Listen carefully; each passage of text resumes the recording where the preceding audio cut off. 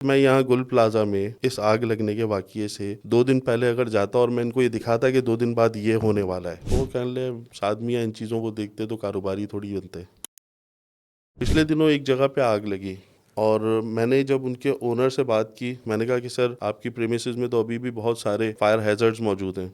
तो उन्होंने कहा इससे क्या होगा? मैंने कहा इससे दोबारा आग लग सकती है। तो उन्होंने कहा कि उससे क्या होगा? मैंने कहा आपका सारा सामान जल जाएगा, नुकसान हो जाएगा, लोग मर जाएंगे। आप कहने लगे लोग तो नहीं मरते, लोग तो इवैक्यूएट कर जाएंगे, अब बताओ क्या होगा? तो मैंने कहा आपका ये सारा सामान जल जाएगा तो क्या होगा? उन्होंने कहा यार पिछली वाली आग में मैंने 100 मिलियन का क्लेम सेटल कराया था 3 दिन में। 100 मिलियन का क्लेम मतलब 10 करोड़ रुपए।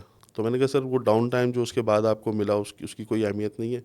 वो जो 6 महीने तक 4 महीने तक रिकवरी होती रही, वो जो आपकी रिप्यूटेशन डैमेज हो गई, आपका वर्कर स्टाफ मोरल डाउन हो गया, आपकी प्रोडक्टिविटी, आपके बिजनेस पे लोगों का ट्रस्ट ख़राब हुआ, आपका नाम मीडिया में चलता रहा, उससे कोई फ़र्क नहीं पड़ता। तो वो कहने लगे आदमी इन चीज़ों को देखते तो कारोबारी थोड़ी बनते, फिर तो नौकरी करते कहीं जाके।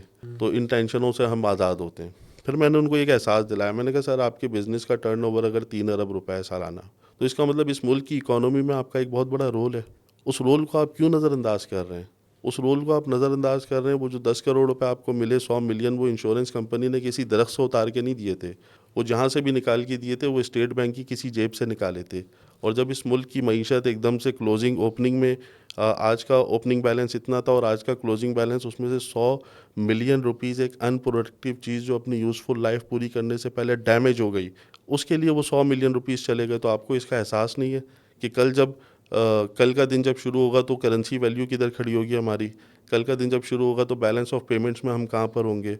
ठीक है, तो ये छोटे छोटे वाक़यात को जमा करते हैं और जब over the period of time, जब इन out of control unbudgeted undesired cost को जब हम इस इकोनॉमी में ऐड करते हैं तो ये मुल्क किधर जाता है?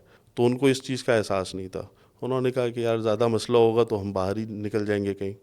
तो ये जो कौम का एहसास है, ठीक है, ये बेदार करने की ज़रूरत है। इस शऊर से हम लोग अपनी खुदगर्जी में या तो बहुत ज़्यादा आगे निकल गए, हम इंतज़ार कर रहे होते हैं कि जब एक हादसा होगा, जब एक वाक़या होगा, तो उसके बाद हम जिनके साथ हादसे और वाक़ये हो चुके हैं, अगर आप उनसे, मैं यहाँ गुल प्लाज़ा में इस आग लगने के वाक़ये से 2 दिन पहले अगर जाता और मैं इनको ये दिखाता कि 2 दिन बाद ये होने वाला है, और अगर उनको ये यकीन होता कि ये होने वाला है, तो मुझे लगता है कि वो अपनी आधी जायदादें कम करने को तैयार हो जाते हैं कि हम हेल्थ एंड सेफ्टी के प्रॉपर मेजर्स ले लें। यही सिचुएशन है ना? तो इसका मतलब ये हुआ कि बहुत ज़्यादा हमारी नज़र में इस चीज़ की अहमियत कम है। हेल्थ एंड सेफ्टी के हवाले से, फायर सेफ्टी के हवाले से जो अरेंजमेंट्स हमारे पास होने चाहिए, और उस अहमियत बहुत सारी चीज़ों की कम होती है।